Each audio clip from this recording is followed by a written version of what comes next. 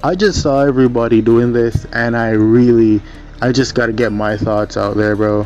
You know, so welcome to the only guide you will need about the Itachi DLC. You will learn everything you need to learn about it right here before you put it on your CSC. I just got off work. Sorry about the late update, but I have a regular job, so it's gonna, interfere with times where videos are uploaded.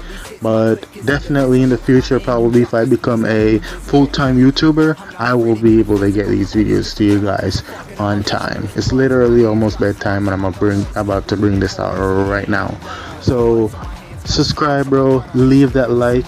Hit that notification bell. Stay tuned to the video to learn about the Itachi exploit that I'm going to show you guys. And yeah, guys, let's get started.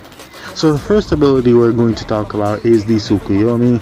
Not much to explain here. It traps your enemy in a genjutsu where they're being stabbed with swords. Now, that's not really useful. The main fact of it is that they get hit in like a 3 to 5 second stun, I believe, and you and your team can basically beat them up and they can't do anything. They're just stuck in that animation. It also is helpful to note that if they had exhausted all their mobility in the air and they get hit by it, they will pitfall. I have done it to a few people, and if they haven't utilized their mobility, they'll be stuck in midair, so you can try to do something else. But if they, had used all their air dash and stuff like that, you hit them with it, yeah, they're gonna fall in the pit. Now, we're going to move on to the number one broken ability currently right now in SHNOBI STRICKER, the Yasaka beads. Bro, listen. Alright? The Yasaka beads will track your enemies to the ends of the earth, make a U-turn in the air. It does a lot of damage. It will break guard, shut off substitution, all that good stuff.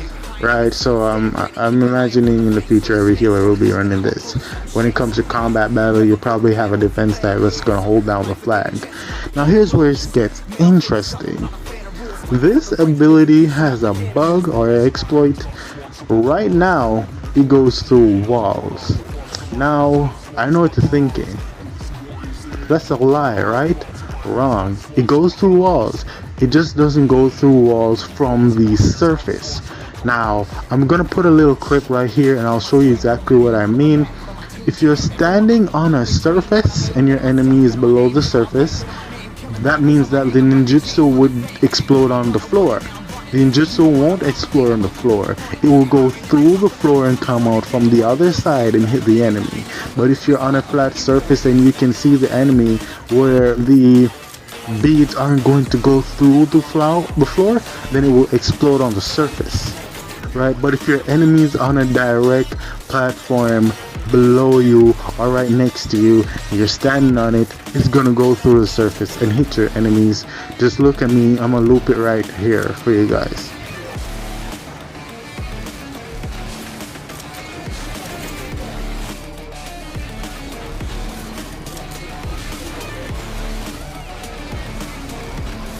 And now, since we got that out of the way, we're just going to move on to the ultimate. I strongly believe that the ultimate was over-described, but I finally figured out how it works after hours of playing. It's not really that broken of an ultimate, but it is pretty good. What it does is it puts your enemies in a genjutsu state. Now, they're not really affected. If your teammates are being affected, right, your teammates will basically they'll revert to their normal state. The enemies will lose their buffs. Alright, and I think it's about after 5 seconds of activation, the person that you're targeting will revert to their original position that they were 5 seconds ago. And then you'll get a second phase of the ultimate. Whenever you press that, it will stun everyone around you and they won't be able to move. And I think the original person that was hit will go back to where he was. Now, I'm not saying that it does that.